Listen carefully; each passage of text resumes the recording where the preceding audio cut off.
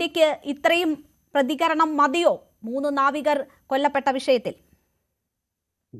നോക്കൂ രേണുക, ശ്രീനിവാസ സാറിനെ പോലെയുള്ള ഒരു വലിയ സീനിയർ ഡിപ്ലോമാറ്റ് ഇവിടെ ഇരിക്കുമ്പം എനിക്ക് ഇങ്ങനെയുള്ള കാര്യങ്ങളിൽ അഭിപ്രായം പറയാൻ എനിക്ക് എൻ്റെതായ ആശങ്കകളുണ്ട്. എങ്കിലും പറയാം. അതായത് ഇതുപോലെയുള്ള ഒരു വലിയ ഇന്റർനാഷണൽ കോൺഫ്ലിക്റ്റിൽ ഇന്ത്യ എത്രയൊക്കെ പ്രകോപനമുണ്ടായാലും ഒരു പ്രതികരണം നടത്തുന്നതിന് മുമ്പ് ഇന്ത്യയെപ്പോലൊരു രാജ്യം 100 വട്ടം പല പ്രാവശ്യം ചിന്തിച്ച് മാത്രമേ 100 വട്ടം ആലോചിച്ച് മാത്രമേ ചെയ്യാൻ കഴിയുള്ളൂ. അവിടെ വൈകാരികമായിട്ടും ഇവർ ഈ പറയുന്ന പോലെ പ്രതിപക്ഷത്തിന് അവർക്ക് എന്തും പറയാമല്ലോ. അവർക്ക് പ്രത്യേകിച്ച് ലൈസൻസ് ഇല്ല, ആരോടും ഉത്തരവാദിത്വമില്ല, ആരോടും കമ്മിറ്റ്മെന്റ് ഇല്ല, ആരോടും സമാധാനം പറയേണ്ട കാര്യമില്ല.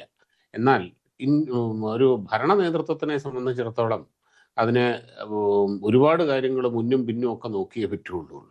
രാജ്യത്തിന്റെ ഭാവിയെ പറ്റി ചിന്തിക്കണം. 140 കോടി ജനങ്ങളുടെ ഇന്ധന സുരക്ഷ, ഊർജ്ജ സുരക്ഷ, ഇതിനെപ്പറ്റി ചിന്തിക്കണം. ഇങ്ങനെയുള്ള ഒരുപാട് കാര്യങ്ങൾ ചിന്തിച്ചും കണക്ക് കൂട്ടിയും മാത്രമേ ഒരു ഉത്തരവാദിത്വമുള്ള ഒരു രാഷ്ട്ര നേതൃത്വത്തിന് ഒരു അന്താരാഷ്ട്ര കോൺഫ്ലിക്റ്റിനോട് പ്രതികരിക്കാൻ കഴിയുകയുള്ളൂ.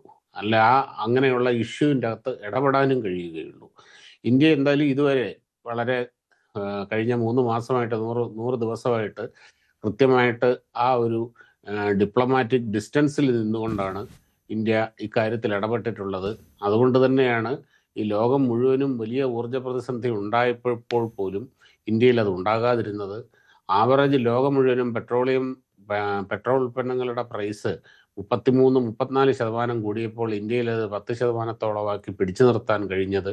ഇവിടെ നമുക്ക് പെട്രോളിനോ ഡീസലിനോ റേഷനിങ് ഏർപ്പെടുത്താതെ ഇഷ്ടം പോലെ ലഭ്യമാക്കാൻ കഴിഞ്ഞത് ഇന്ത്യയുടെ പ്രയോറിറ്റി അതൊക്കെയാണ്. അതൊക്കെ ഉണ്ട്.